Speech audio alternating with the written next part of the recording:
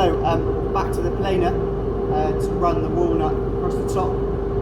What I've actually found by doing this is you're having a process, it's a mindset. If you adapt this to every single joinery method you do, you'll have better results, you'll have more efficiency, and your work will sing for itself. And what I found on my journey working with live edge timber especially is that not all the wood is exactly the same.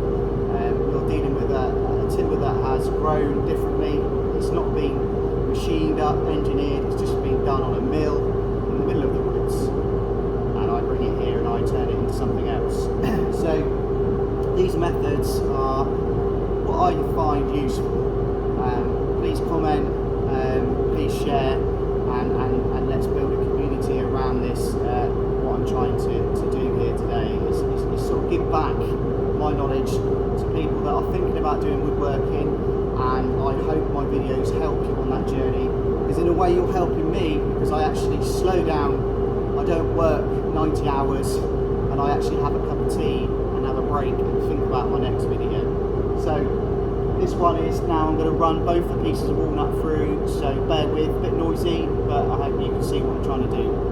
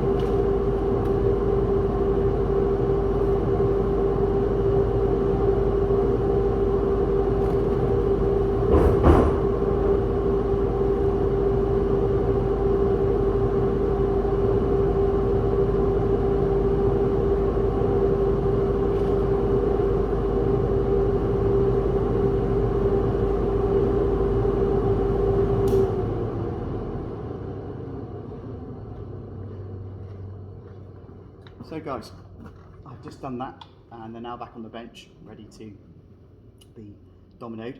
But the process I found by cutting it with the TS55 first on live edge, rather than using a chainsaw or the table saw, because you just burn it out.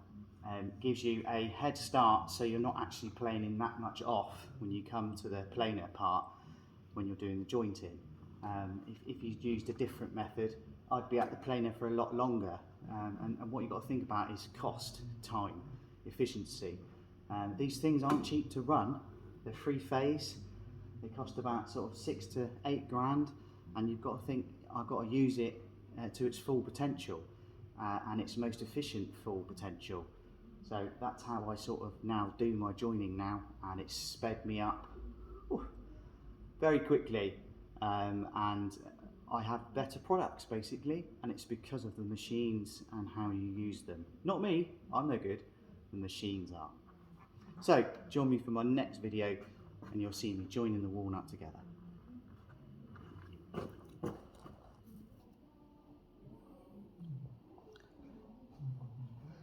I keep saying video, it's not, it's a clip, because I'm trying to, improve on my camera work skills, and I'm pausing now rather than stop, load and editing. I'm just pausing and then just pressing play at the end and see what it looks like. So back on the bench now. As you can see, the walnut is absolutely spot on. I'm now going to have a bit of a play with the grain and see whether I can get it to match, and then I'm going to go back to the same method with the dominoes. So I quite like it there, quite like that. I quite like this here, where it sort of goes in. So, same again, come in like 50 mil, give it one of them, give it one of them, give it one of them, one of them, and I'm going to go there. So we've got 1, 2, 3, 4, 5 dominoes in this.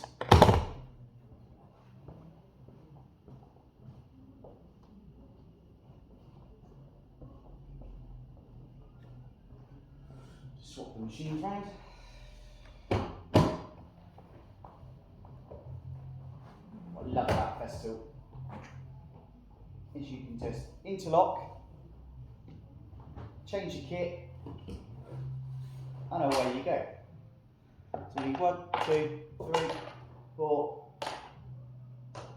have.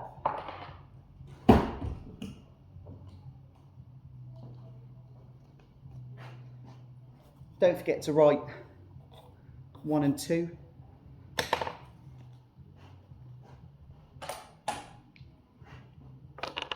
Do the first one now.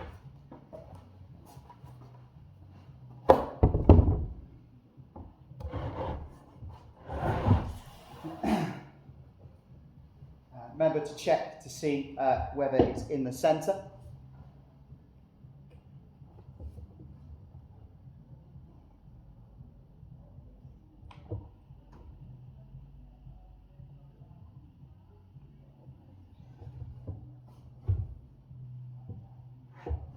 And away you go.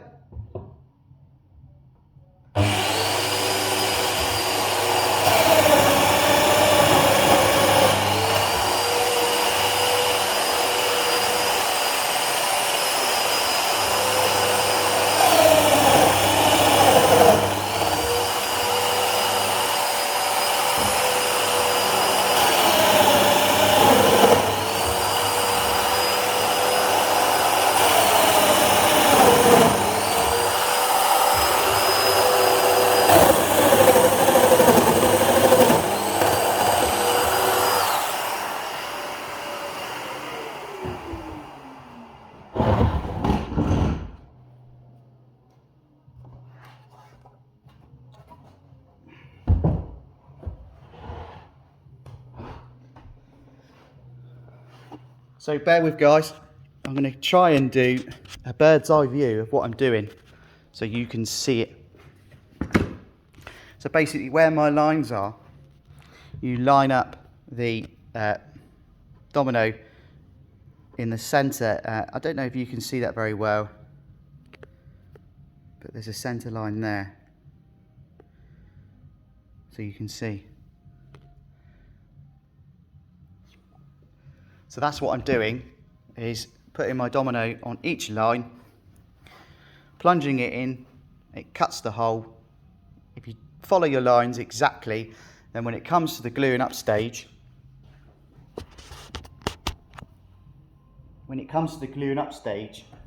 you shouldn't have too much wrestling to do. It should be pretty straightforward. So I'll do it again so you can see.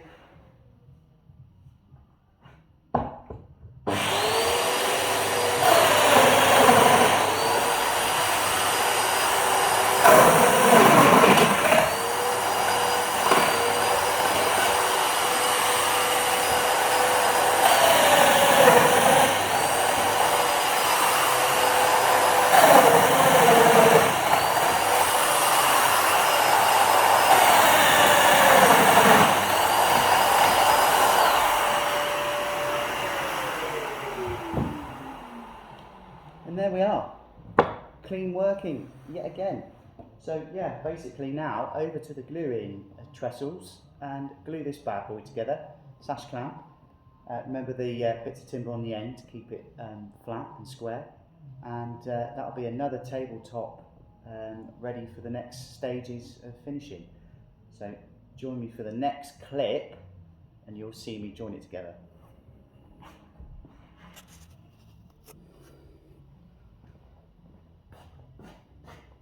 So back to the same stage. This is the gluing up stage. Same process. Let's get gluing.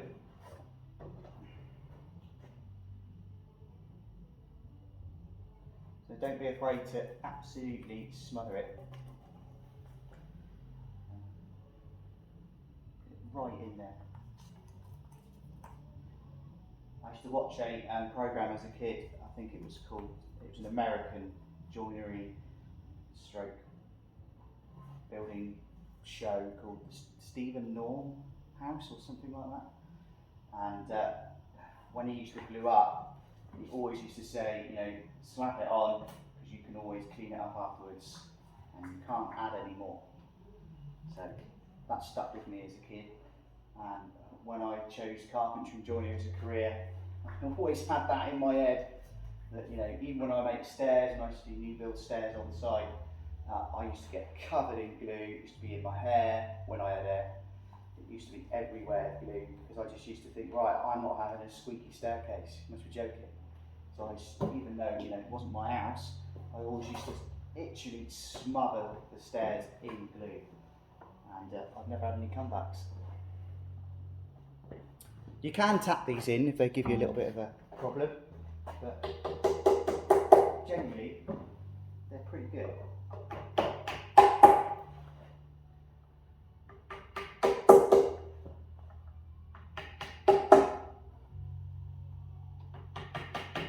I find it easier to put the dominoes in the piece that you can push towards you rather than the opposite way around. I find that a bit awkward. And then obviously glue the other side. And when you're working with live edges, not light stuff.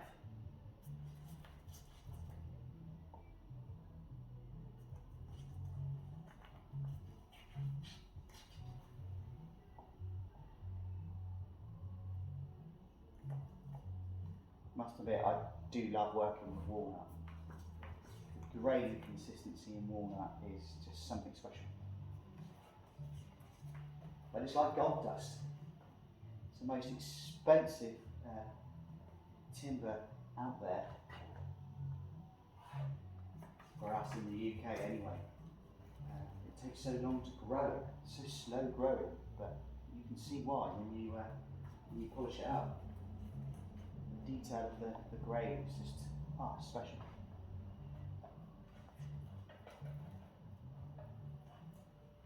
I think every carpenter should grow a walnut tree as a legacy. Plant one in your garden for the next generation. But we should all be planting trees anyway. Not just carpenters, everyone should be planting trees. We need trees. So there's that. Same process as before. Offer it up. Tricky dickery.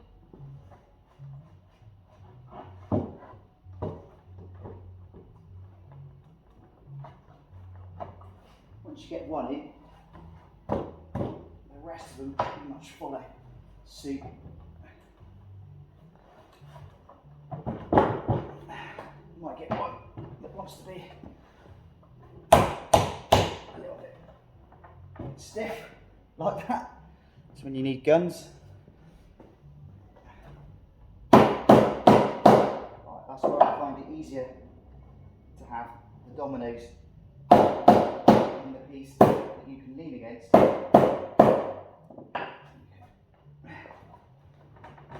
Get it so far. Now I'll show you a trick here.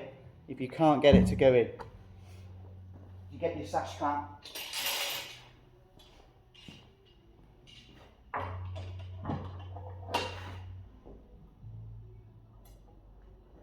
You get one in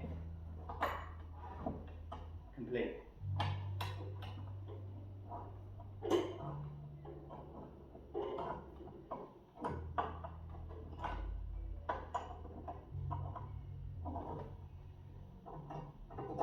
You've got to remember this live edge isn't flat 100%, because I like to keep a little bit of character with some of my tabletops. So get the furthest point away from you in, then when you push this end in, it doesn't pop that end out. And then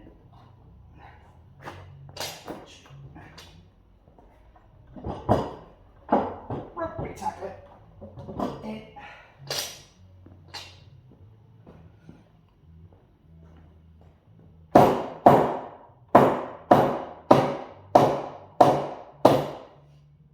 So by seeing what I've just done there, that hasn't popped out because I've had my sash clamp in there. In the building trade, we call them, like, you use them for doing plasterboard and ceiling, dead men, or there's a proper name for it, I can't remember it now, but it'll come to me in a minute. No, it's not there. But anyway, I've always thought about, you know, that's cheaper than an apprentice, cheaper than an employee, but it's the same method, it's just like a spare hand. So always clamp something up one end when you're trying to get the other end in, if it's particularly difficult, and then it doesn't pop out. So then just take that off now, because we've got to put our ends on, which you've seen in other videos. So 2 ends, top and bottom, 2 pieces of timber.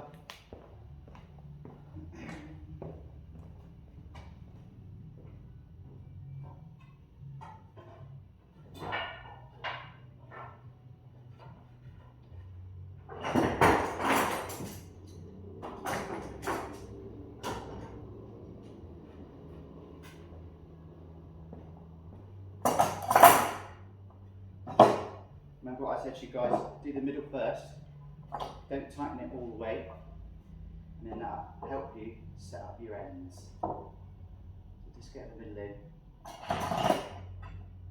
just so it holds it. Free-handed now, I can go to the end.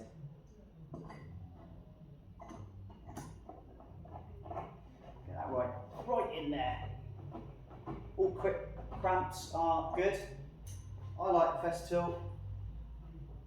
I'm going to say that. But you're entitled to like whatever quick cramp you like.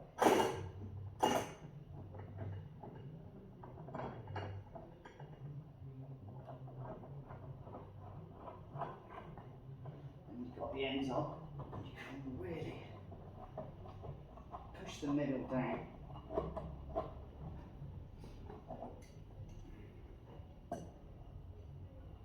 Three should be enough, really. In this case, it's not a Walnut Table, really. So then get this sash clamp in position. I tend to put them right over, which I never mentioned in my previous clip or video, I put them right over where my dominoes are. Reason being is obviously that's where you want it to join.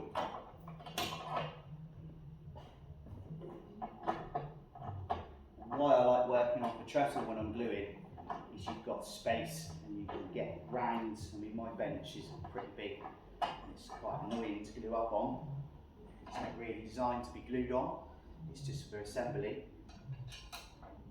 With these, you can always move things out of the way, you can adjust things, it's flat, and it's just old school.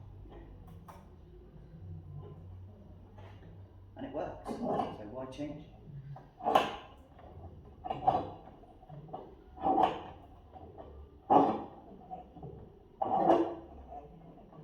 You have to loosen off these ends a little bit,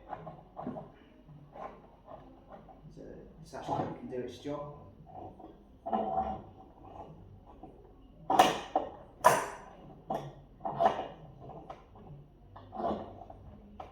That's it. Got in there, lovely. Tighten these back up.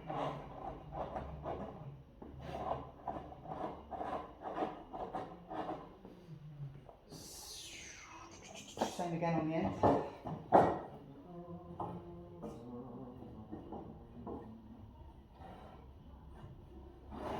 Down a bit smaller.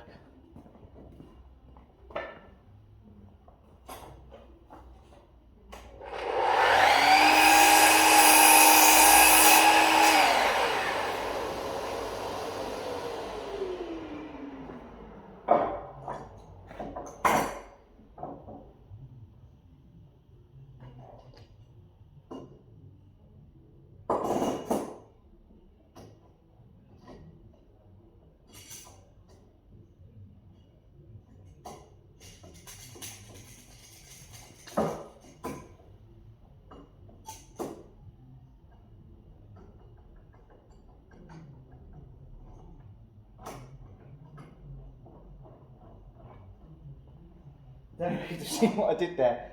I use my feet a lot. I don't know if anybody else does that. They're there. That's what they're there for, aren't they? Hold them, surely. So just get that started. Don't tighten it all the way just yet, because you've got to do your sash clamps.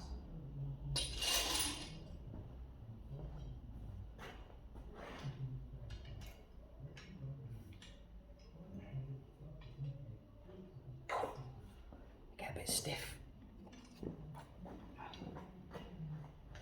I must do a maintenance day with you guys so you can see what I do to maintain kit.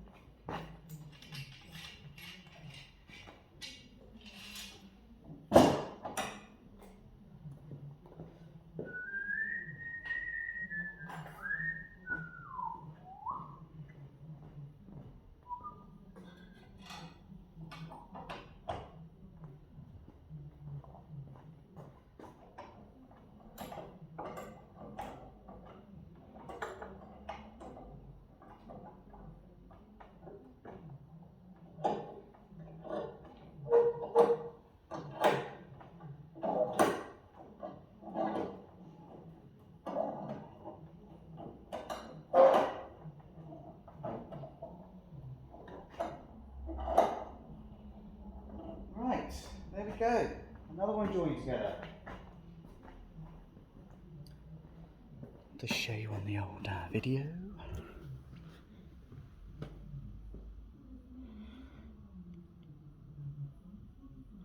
Right, so that's my stages of joining together. I hope you liked my video. Like I said on my other clips, please subscribe, share. We're on Instagram as Western Timber 2021.